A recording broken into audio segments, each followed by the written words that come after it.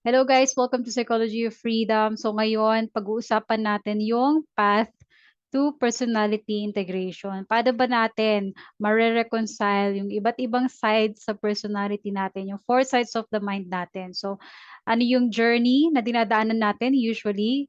Kasi not all of us naman would have the same journey, pero most of us, ganito yung nagiging step-by-step na process. Ganito yung nagiging journey. So, there are few people, di ba, na swerte, meron silang wholesome na environment, meron silang well-integrated na parents, and iba yung proseso nila. Ibig sabihin, pwedeng maunang ma-develop yung subconscious nila bago ma-develop yung unconscious nila. Pero for most of us, eto, i-layout ko kung ano yung nagiging proseso. So, by the way, if hindi kayo familiar sa four sides of the mind, I would recommend na panoorin nyo muna yon before you watch this kasi para mas maintindihan nyo yung pag-uusapan natin dito. And take note din pala na summary lang to. I won't go so much into details kasi nga each portion deserves one full video, 'di ba? So i-discuss ko 'yan sa future videos na i-release ko. So punta na tayo doon sa proseso. So let's start with nung mga bata pa tayo, syempre, 'di ba?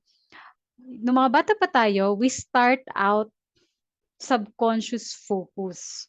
Ibig sabihin, kayang-kaya natin pumunta sa subconscious mind natin, yun yung focus natin. Ibig sabihin ng focus, yun, doon tayo mas nag-i-stay and yun yung mas dinedevelop natin na side ng mind natin. So, bakit tayo subconscious focus ng mga bata pa tayo? Kasi wala pa tayong fear, um, hindi pa remember 'di ba yung inferior function natin, hindi pa siya nag-e-exist, hindi pa siya na-develop.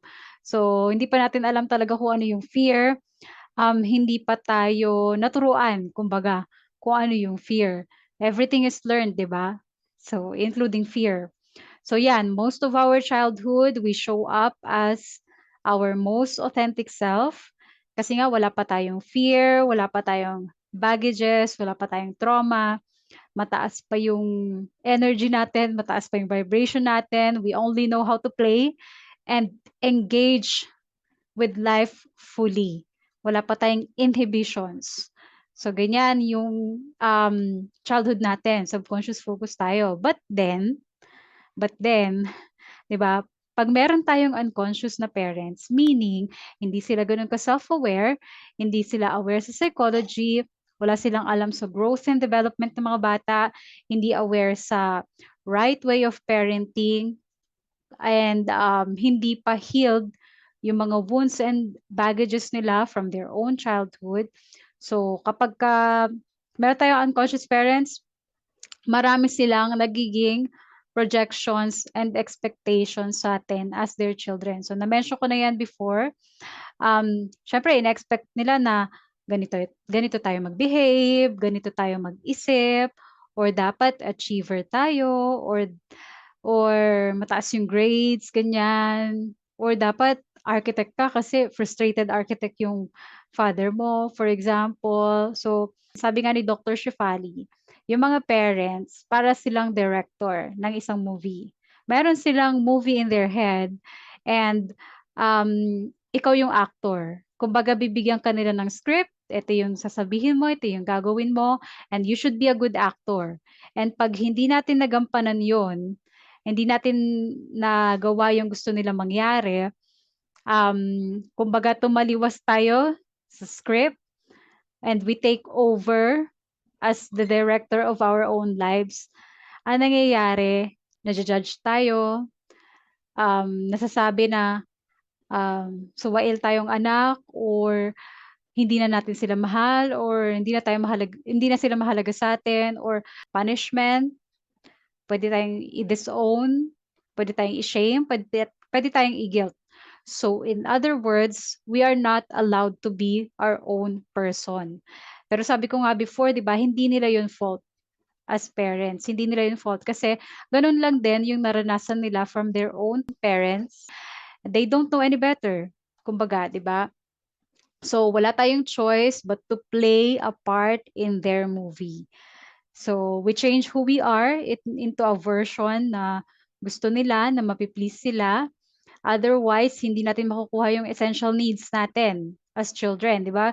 Ano yung essential needs natin? Love, care, attention, acceptance, etc. So yun, we learn to sacrifice who we are in exchange of that, in exchange of the crumbs of approval and worth.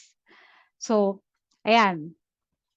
Yan yung childhood natin. So, unti-unti, we move farther and farther away from who we authentically are until such time na yun, mapunta na tayo sa unconscious mind natin. Hindi tayo yung unconscious mind natin. Although yung unconscious mind natin is a part of us, pero it's not really us. Kung mapapansin mo nga yung unconscious, ibang-iba yung cognitive functions niya. Kung mako-compare mo yung ego and subconscious, same ng cognitive functions, na iba lang yung arrangement, pero yung sa unconscious natin, totally iba. Kasi hindi siya natural for us. It's not in our nature, kumbaga. But because of our situation, napupunta tayo sa unconscious side ng mind natin. So from late teenage to early 20s, napupunta tayo sa unconscious side ng mind natin. Kasi nagiging sophisticated na yung brain natin. Alam ng brain natin na kailangan niya tayong protektahan from pain. 'Di ba? Trauma kasi yun sa atin eh. Kapag we're showing up as our authentic selves pero we're met with punishment, judgment, or shame, or yung message na-receive natin is who we are is not good enough, painful yun sa atin. So yung brain natin will get in the way na parang, teka, let's go to your unconscious para hindi mo maranasan yung pain na yan.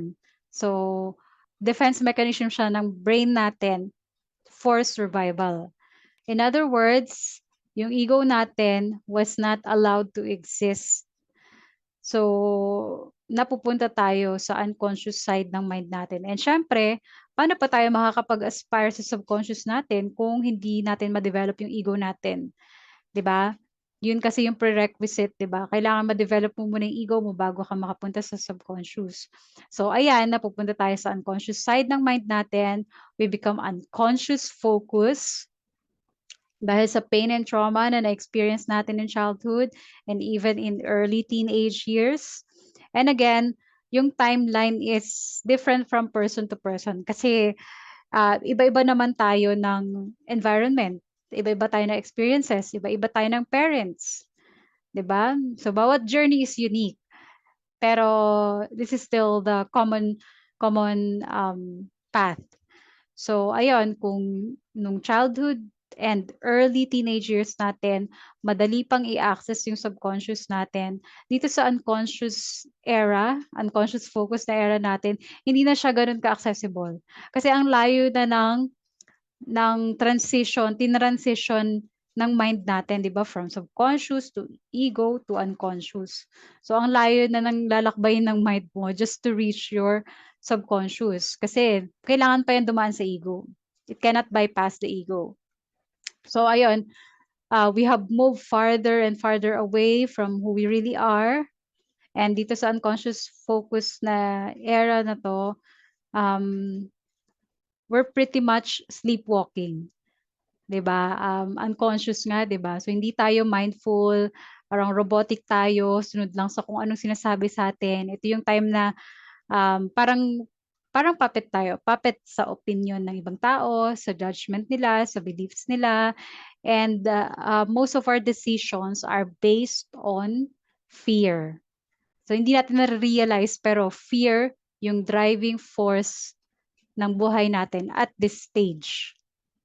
So fear of pain, fear of not being good enough, kasi na-imprint yan sa psyche natin through years of pain and trauma. So yan na yung tinatawag natin na inferior function. Na-develop na siya at this stage. So it takes a lot of years sacrificing who we are for the sake of validation and approval until such time na makaranas tayo ng depression, anxiety, and other crisis. So, bakit? Bakit natin nararanasan to? Kasi sinusuppress natin yung authentic nature natin, eh, yung authentic self natin. So, quite naturally nagkakaroon tayo ng internal conflict, and it would manifest, maybe in a form of depression, anxiety, eating disorder, other issues. And to make matters worse is hindi tayo aware na ganito yung nangyayari sa psyche natin. So we just think na maybe sensitive lang tayo, baka naman there's just something wrong with us, or maybe hindi lang we're just not doing enough, we're not working hard enough, only to realize na the real reason of these crises in our lives is dahil we are not living our truth, our authentic nature, our essence, kumbaga. So this is the most uncomfortable part of the process kasi it's really going to break us. It's going to really shake us para magising tayo. Kasi nagigising lang naman tayo talaga through a lot of pain. 'Di ba? So some people get the lesson, some people don't, pero that's okay. Kasi if hindi pa talaga yung ready yung consciousness ng isang tao, then it's not ready, 'di ba? So pero 'pag na-pick up natin yung lesson, that's the time na we seek for answers. We realize na we need to find who we really are, and nare-realize din natin na we can't keep living based on fear, 'di ba? So slowly, little by little, pini-peel back natin yung, 'di ba, parang onion, 'di ba? Pini-peel back natin yung layers of conditioning, mga belief system na hindi naman talaga sa'tin, dreams and aspirations na hindi naman talaga sa'tin, borrowed from, um, unconscious culture and unconscious parents. Yan, so we peel back these layers until ma-discover natin yung truth natin, yung authentic core natin. And this is a process kasi it doesn't happen overnight. Kasi imagine years and years, 'di ba, na binaon natin sa psyche natin yung authentic voice natin. So it's really going to take a while to find that authentic voice again.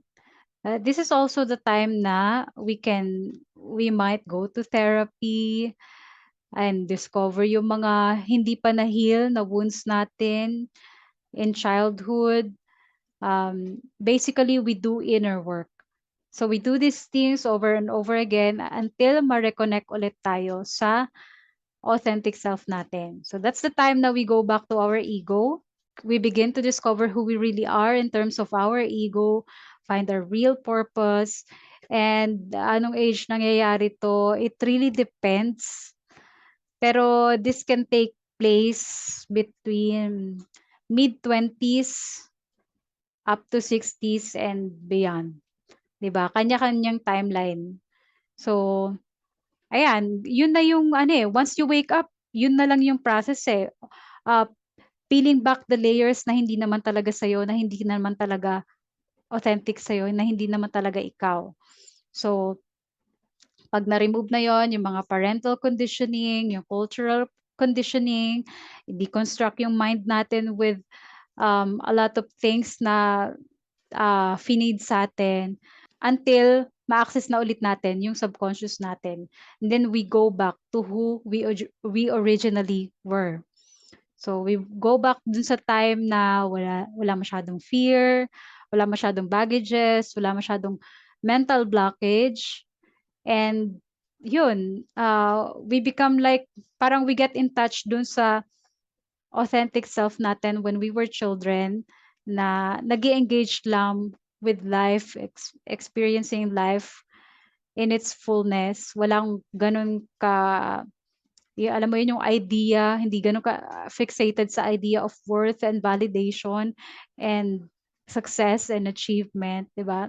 We're just being who we originally are, and yung expression and manifestation ng authenticity na yun. So ayan, yun yung common process na nakikita ko. So if you have questions, just comment down below, and ayan, sana may napulot kayo. I will elaborate more on this, and I'll see you sa next video.